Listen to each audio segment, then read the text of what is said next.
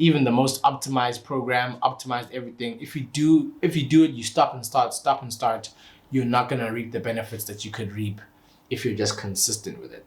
If anything, sometimes consistency can be more important than everything else that I just mentioned. Because some people won't have their stuff optimized, won't have their diet on point, they won't count calories, but because they're consistent, they'll still see more progress than someone else who is not consistent. Hey guys, it's me again. Your favorite neighborhood personal trainer. How are you guys doing? Today, we're gonna talk about why you are not seeing results. Why are you not seeing results? Anyways, I made a few points here. Three points. The first point has a few sub points though. So, without further ado, let's get into it. Your training, whether it be for muscle gain or weight loss, is not optimized. This encompasses so much, and there's only so much I can cover on the video, as always. But what I basically mean by this, and just pardon me if I keep looking at my phone because I made notes here, and I wrote right here. I don't want to forget anything and then, say the wrong thing or whatever. So I wrote here, your training is not optimized. One, the sub point to that being, you're not training progressively. You are going into the gym without a plan, number one. And you are kind of doing the same things that you normally do, and you're not really sure if you're progressing them from week to week. And you're like, today I feel strong, so I'm gonna lift heavy. Today I feel weak, so I'm just gonna do a little bit and go. That's not the way it should be. The way it should be is ideally. But not even ideally, like everyone could do that. You could make notes on your phone. If you normally start with chest and you start with the bench press, obviously assuming that your bench press form is good. You normally do 10s on either side, you do 20 reps of that. The next week, try do 21 reps or 22 reps. Or add 5 pounds. Why am I saying 5 pounds? Or add 2.5 kgs or 5 kgs and try do close to 15 reps now. And then or progress it in terms of the tempo. Maybe slow down the eccentric on the way down. If you normally do 2-second eccentric, do a 4-second eccentric. Or cut the rest time a little bit. There's always a way to progress your training. So try to make sure that you make notes and progress your training over time. You will see already that on its own, if you don't do that, you are going to see gains.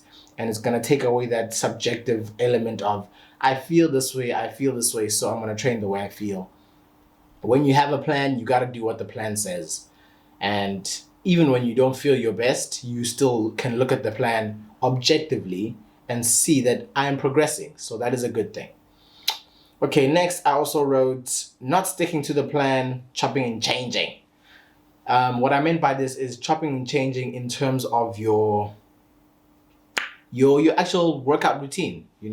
People say that variety is good, and absolutely it is, but there is a reason why when we train and we do a block of training, which is made up of mesocycles, not to get people confused here, but mesocycles are training, they basically are 4 weeks, a 4-week thing, and then there's a deload week, and then that kind of thing, normally at least. But normally, like I said, when you're chopping and changing, you're not supposed to change from day to day, from week to week, the exercises. You want to keep the exercises the same for about 8 to 16 weeks. Keep the exercises the same. You are going to have deloads in between because you can't just keep adding more stuff continuously for 6 weeks. 16 weeks, you are going to be dead by probably week 5 or 6 maybe, depending on if you're a guy or girl. And they're just genetic makeup. But you want to keep the exercises the same for about an 8 to 16 week period, progress them like I said, and then once those exercises aren't stimulating anymore, then you change over to something else. Don't change just for the sake of changing and doing something different, because then you won't know if you're progressing in that movement or not. Okay. Next, your exercise selection sucks. I don't mean this to come off as an attack or whatever, or to come off as me looking down on anyone. But yeah, most people's exercise selection just sucks.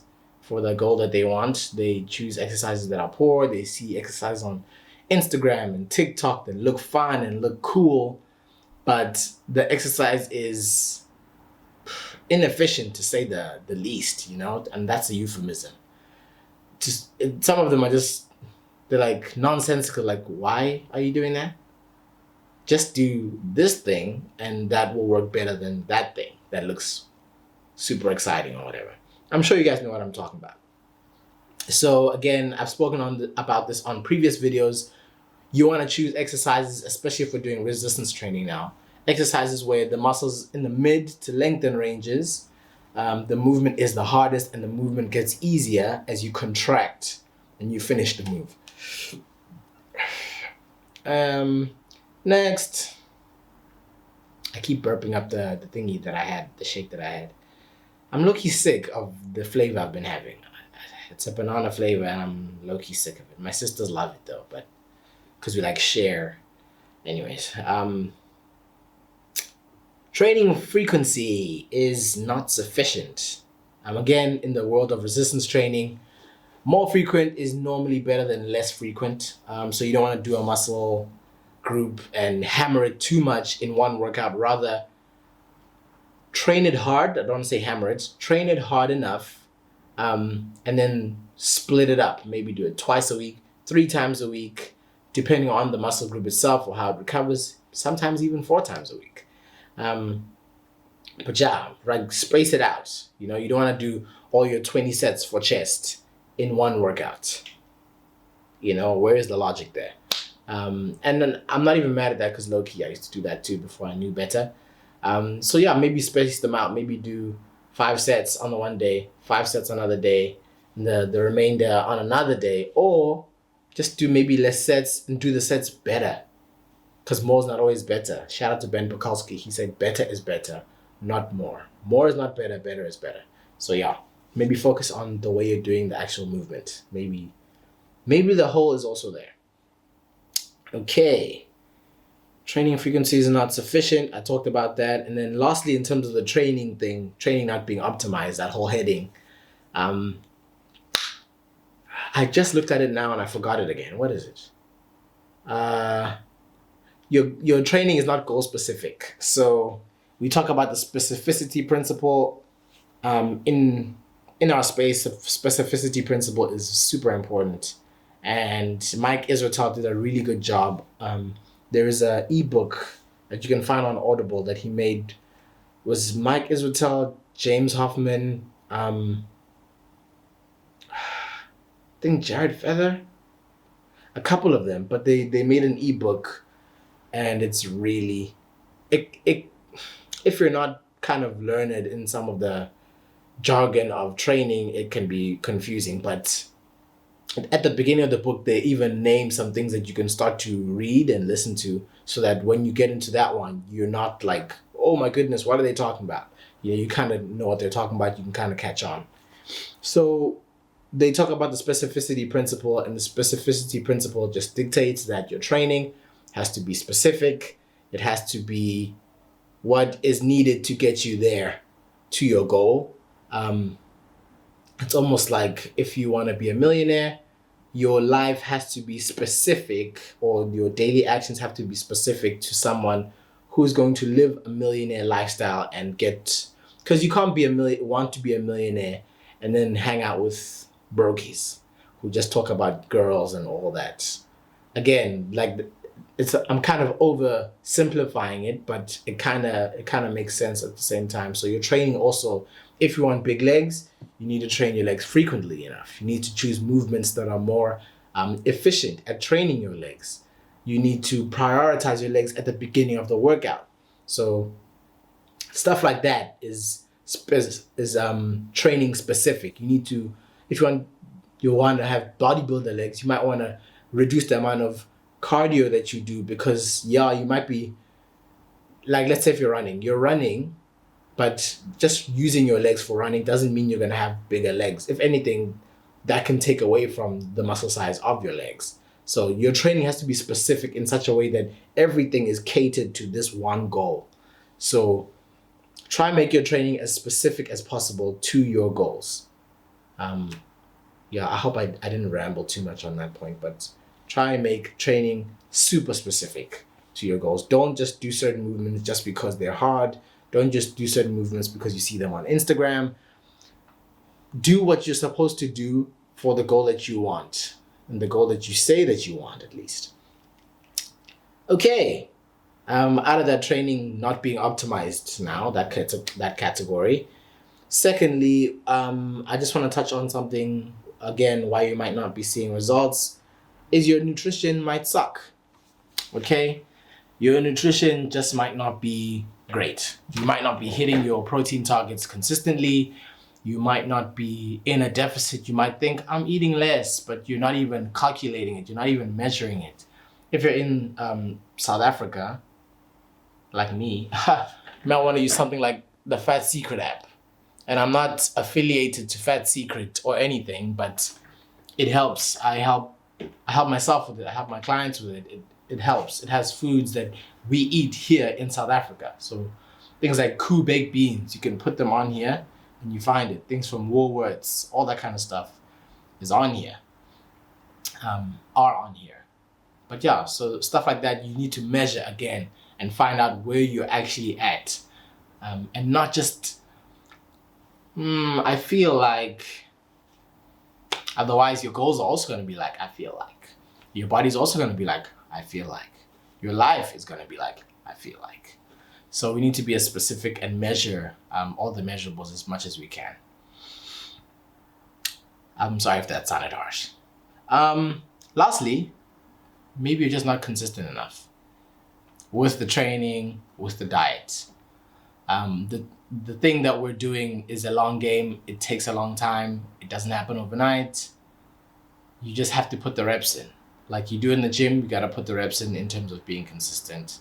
And yeah, anyone who's successful at anything will tell you that you gotta keep doing it. You gotta put in your 10,000 hours, as it were. So yeah, even the most optimized program, optimized everything, if you do it, you stop and start, you're not gonna reap the benefits that you could reap if you're just consistent with it. If anything, sometimes consistency can be more important than everything else that I just mentioned.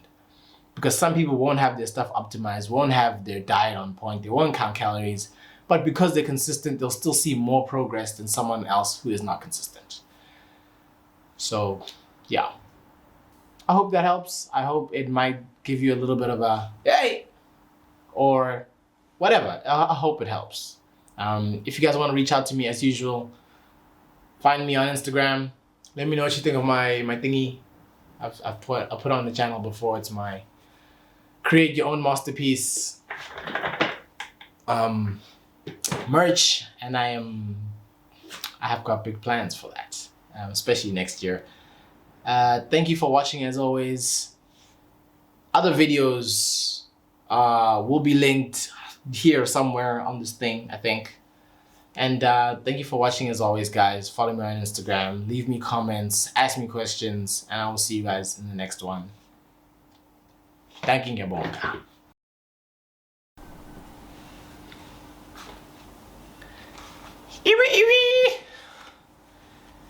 Yo! No.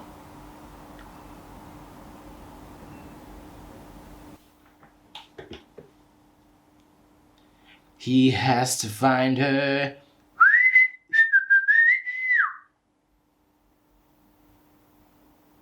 Carmen, Carmen, don't you ever leave. Ha!